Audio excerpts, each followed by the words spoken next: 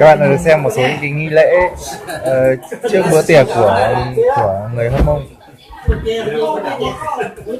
Những bữa tiệc rất là thịt sạn. Hôm nay đã thịt cả một con lợn ra và tất cả người dân trong bản đã cùng đến đây và thưởng thức cái bữa tiệc này. Mình cũng thấy rất là may mắn trong cái chuyến đi lần này luôn, được tham gia những cái công việc sinh hoạt hàng ngày này, được nói chuyện này và cũng được tham dự những cái bữa tiệc tại bản này. Mình thấy rất là may mắn. Nếu bạn nào mà có mong muốn mà lên trên các cái vùng cao thì hãy một lần ở lại bản và chúng ta sẽ sống thử ít nhất là một ngày, thì các bạn sẽ thấy được rất là vui, rất nhiều những cái trải nghiệm ý nghĩa mà tại bản này nó rất là ý nghĩa nha bạn nha. Đây là người dân đang diễn ra một số những cái nghi thức trước khi mà chúng ta sẽ dùng tiệc. Đó.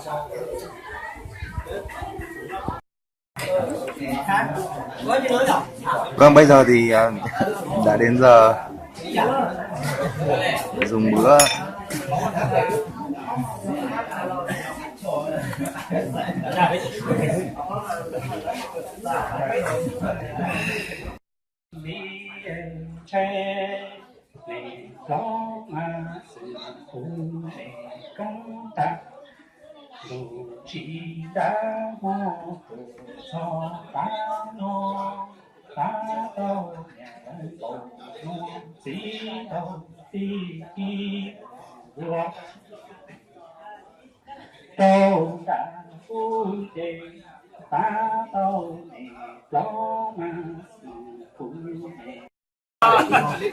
Vâng, xin chào các bạn.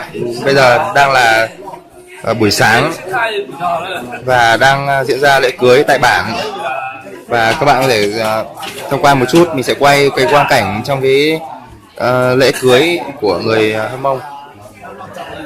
Đó, bên ngoài này là các bác đang uống nước, bên trong này là các mâm cỗ. Và bạn Nấy ơi, chào anh em đi. Đây là bạn chủ nhà nha, bà Giang Ân ấy. Đây là bát rượu này và các mâm cỗ. Mình đã uống được từ hôm qua đến hôm nay là mình cũng suýt nữa thì không đứng dậy được rồi. Rượu ở đây uống rất là ngon và lạ. Mình sẽ quay một chút.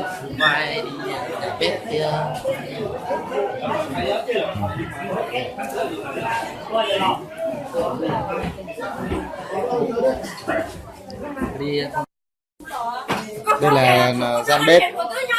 Đây là gian bếp, có rất nhiều các bác, các chị phụ nữ đang nấu bếp ở đây. Những người cô gái Hâm Mông. Đây là mâm cỗ à. Mọi người đang nói chuyện và đang kể những cái câu chuyện mình cho nó nghe rất là vui. Phía dưới là những cô gái Hâm Mông đang còn đu đủ.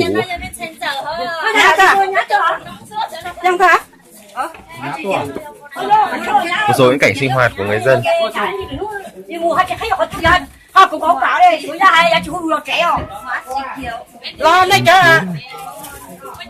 Ây à.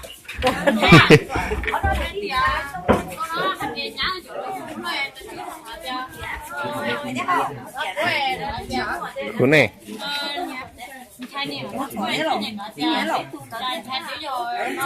Ăn ngon không?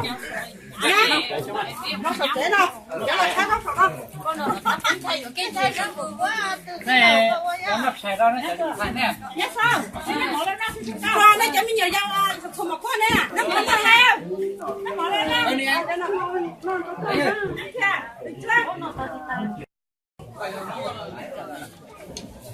Ở phía bên ngoài này là bàn ghi chép danh sách các vị khách đến mừng cưới. Đây là mẹ của bạn Giang Anh. Ấy à, mình bị cộng đồng.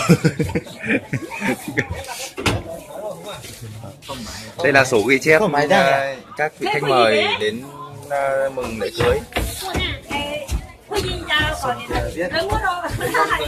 Chữ Mông, biết chữ Mông. Đây là chữ hoàn toàn là tiếng của người Mông nha. Chữ Mông. Chữ mình cũng mình chỉ đọc được số thôi.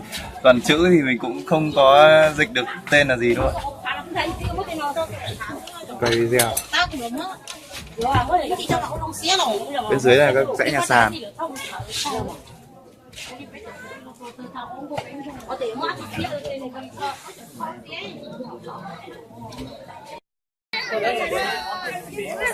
Xin chào các bạn, đây là những giây phút cuối cùng của mình ở lại bản.